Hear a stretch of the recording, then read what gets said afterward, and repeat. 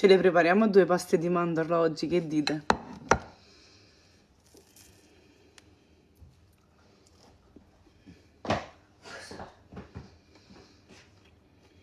Andiamo, andiamo.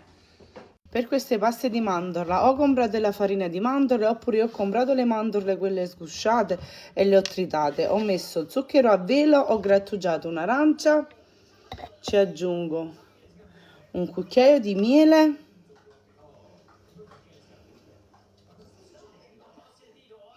così, e aroma alle mandorle se ce l'avete, se lo preferite, è sempre a gusto personale.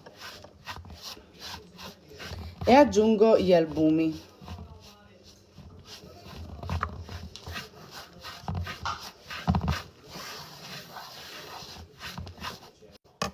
Eccolo pronto. A questo punto prendiamo un po' di zucchero a velo e ci formiamo le nostre pastarelle. Prendiamo una teglia con carta da forno, le facciamo sia rotonde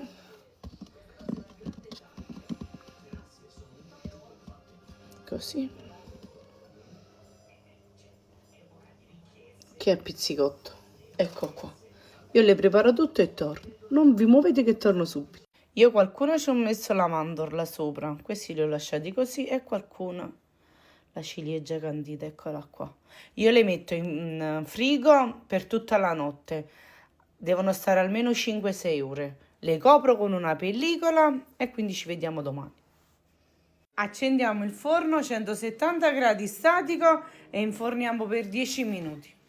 Eccole pronte, sono state 11 minuti in forno. Provatele.